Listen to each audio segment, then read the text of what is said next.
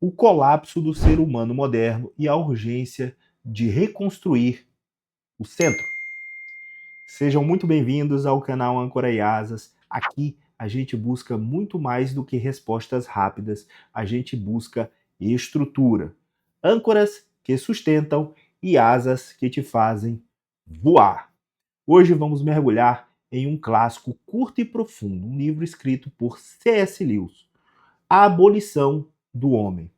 Um livro que não fala apenas sobre educação, filosofia e cultura.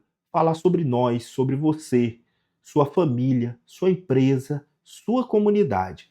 Fala sobre o que está se perdendo e como que a gente precisa urgentemente reconstruir tudo isso. O livro ele se divide em 3 etapas. Lewis divide em 3 capítulos o que podemos considerar como uma espécie da queda do ser humano. No primeiro capítulo, ele utiliza um título muito forte, o chamado O Homem Sem Peito, onde ele descreve a fragmentação interna do indivíduo. No segundo capítulo, ele descreve o caminho, a rejeição da ordem moral e objetiva. E no terceiro capítulo, a abolição do homem, pura e simplesmente isso, a consequência inevitável, a perda da própria humanidade. No primeiro capítulo, O Homem Sem Peito, C.S. Lewis ele começa com o exemplo de um livro didático onde os autores ensinam a chamar uma cachoeira de sublime, apenas uma expressão emocional e não uma constatação objetiva da beleza. Na verdade, ele descreve, ele narra um contexto onde turistas estão admirando uma cachoeira e ao admirar essa cachoeira, um dos personagens ele cita que a cachoeira é sublime.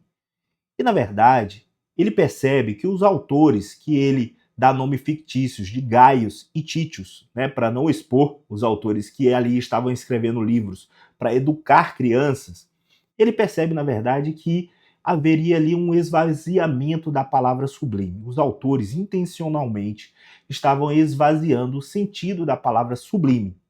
E aí ele faz um alerta, né? Porque isso parece até ser inofensivo, mas na verdade causa um efeito devastador na educação. Por trás dessa lógica está a mensagem: não existe mais o belo, o verdadeiro, o justo. Tudo é uma questão de opinião, tudo é uma questão de expressão, tudo é uma questão de sensação. E o que causa isso? Lewis explica que o ser humano ele é composto por 3 partes simbólicas: cabeça, ventre e peito, né? Na cabeça estariam a razão e a lógica. No ventre, os desejos e impulsos. E no peito, que é o que falta ao ser humano, estariam as virtudes, coragem, honra, domínio próprio, justiça e compaixão.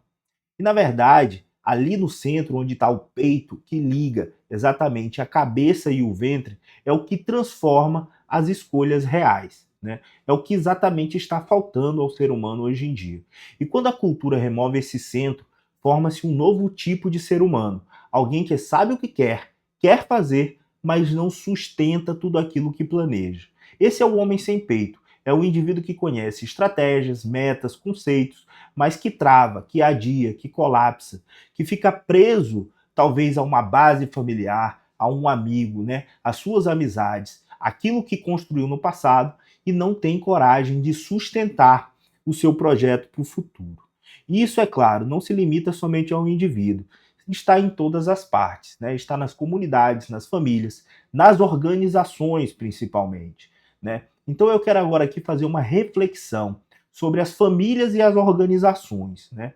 Nos lares, a gente vê os pais e os filhos completamente desconectados emocionalmente. Pais que educam com excesso de técnica e falta de presença. Isso daí está latente na sociedade. Filhos que crescem com tudo, menos com estrutura interna. E nas organizações, o que a gente vê é uma estrutura de líderes que dominam ferramentas, que entregam números, mas não inspiram ninguém, não desenvolvem ninguém, não entregam o ser humano uma estratégia de desenvolvimento e, principalmente, dentro da organização.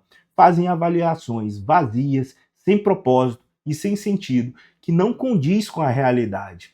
Ou seja, times inteligentes, mas desunidos. Empresas com metas, mas sem alma. Sem peito, tudo fragmenta. Ou seja, a razão vira frieza, o desejo vira vício e a ação vira relatividade. Né?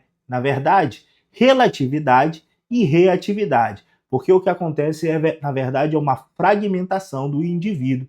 E a partir do momento que existe essa dispersão do indivíduo, existe a perda da potência. E se existe perda da potência, existe menos realização. E essa crise, ela não é uma crise somente dessa geração. O que é mais perigoso é que as pessoas estão buscando lugares, né, errados para poder preencher esses vazios. E quando elas buscam conteúdos errados, estratégias erradas para preencher aquilo que lhes falta, né, elas buscam cada vez mais respostas rápidas e fáceis, né, fórmulas mágicas, mas que na verdade estão completamente carentes de conteúdos. Essas fórmulas mágicas, além de enfraquecer o indivíduo, né, ela na verdade dispersa, faz perder a direção. E quando falta o conteúdo certo, quando falta o conteúdo raiz, a gente percebe que, na verdade, essa densidade, essa completude do ser humano, ela se torna cada vez mais distante. No segundo capítulo, Lewis, ele apresenta um conceito do Tao. Na verdade, ele até passa pelo contexto de que existem várias formas de se expressar o universo. Alguns chamam de Deus, outros têm através da sua realização, da sua religião, né, a representação daquilo que eles consideram como, né, o centro, aquela força superior que une a todos nós, mas talvez por familiaridade ele prefere ali um pouco mais da filosofia chinesa e utiliza o Tao, né, para ser ali uma lei universal, mas não desmerecendo ali as demais, né, religiões. No fim das contas, é só a forma que ele encontra para representar aquilo que ele vai descrever o que seria o caminho, né?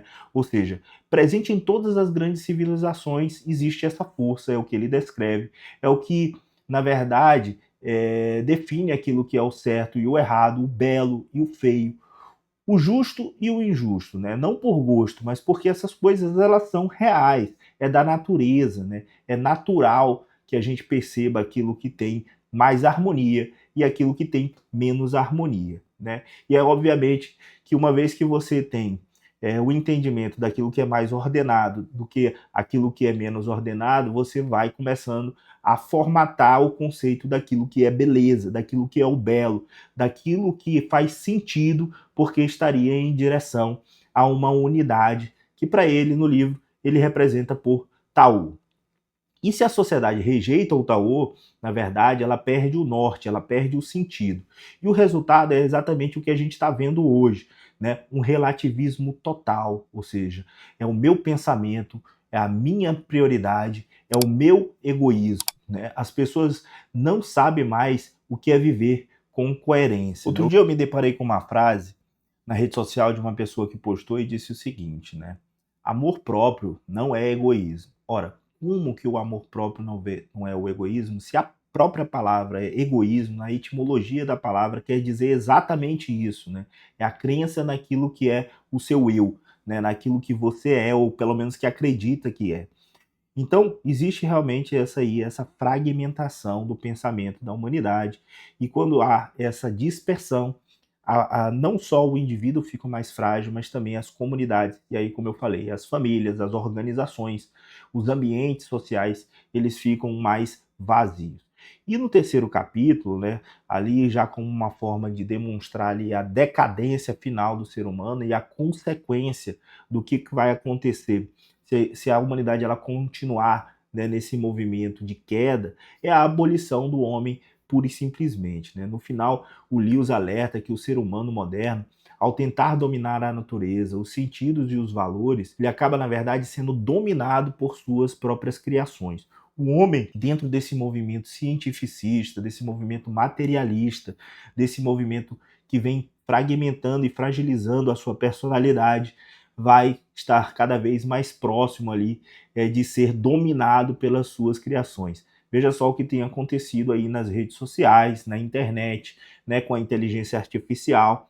O homem ele está com essa tendência de ficar cada vez mais dependente, né, dessas criações. E a tecnologia ela vira assim uma ferramenta de manipulação, né? A ciência ela vira um instrumento de controle psicológico. Né?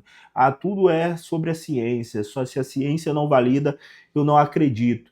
E na verdade toda essa liberdade, né, que parece te dar essas ferramentas, ela é uma grande ilusão. Porque quando os valores eles são destruídos, não resta mais humanidade, né? Resta apenas a sobrevivência. E aí quando o ser humano ele vive apenas para sobreviver, ele está literalmente no piloto automático. E agora eu quero te trazer uma mensagem final, né, a respeito desse livro e dessa reflexão que a gente fez aqui de forma muito rápida. Primeiramente, eu quero te recomendar assim amplamente, leia este livro. Ele é um livro de leitura rápida, fácil, de poucas páginas. Não é um livro de filosofia denso, profundo. É um livro que traz uma mensagem fácil de entender. Mas no fim das contas, né, o que C.S. Lewis ele está dizendo é o seguinte: se você não reconstruir o seu centro, o seu mundo vai te fragmentar, né? E isso vale para as pessoas, para as famílias, para os governos, principalmente, para as nossas lideranças políticas que estão aí demonstrando cada vez mais essa fragilidade na capacidade de conduzir a nossa sociedade e as civilizações, né? Mas a boa notícia é que dá para a gente pensar e começar a colocar a emoção nisso para reconstruir, né? Não por uma fórmula de autoajuda, por uma fórmula mágica, mas com fundamento, né? Com método, com consciência, com filosofia viva. E aí, quando eu falo filosofia viva, eu estou dizendo de preencher os espaços, já que as pessoas às vezes elas não conhecem, não sabem como, onde buscar, né, para poder manter essa unidade, para poder construir o seu peito. Canais como esse daqui, como Âncora e Asas, a gente vai alimentar, né, para trazer conteúdos que estruturem pensamento e ativem as ações, né, na verdade. Então, é isso que é o nosso principal objetivo, inclusive com essa primeira aula sobre o livro A Abolição do Homem, do C.S. Lewis, que é um autor incrível que todos nós devemos conhecer a fundo, né?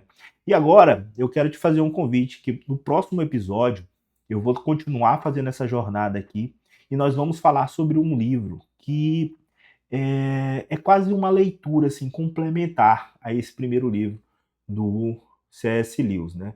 É o livro As Ideias Têm Consequências, do Richard Weaver, né? Se a abolição do homem ela mostra, por exemplo, que a destruição, a desestruturação ali interna do indivíduo, o Weaver ele vai mostrar como tudo isso começou, na verdade, a história, né? Por que aconteceu e o que acontece quando as ideias erradas se tornam a nossa cultura, né? Então, nada mais, nada menos, ele faz várias menções, né, desde a época do Iluminismo, onde tem a Revolução Francesa, aí ele fala ali da Revolução cultural, né, que vem acontecendo, e principalmente de alguns aspectos fundamentais que vem fragmentando e fragilizando o indivíduo. Então, para que você não perca, né, esse próximo episódio aí, já se inscreve no canal, ativa o sininho e compartilha esse vídeo com quem precisa. Aqui é o âncora e asas, né? Raiz para sustentar, asas para voar com direção. A gente se vê no próximo voo.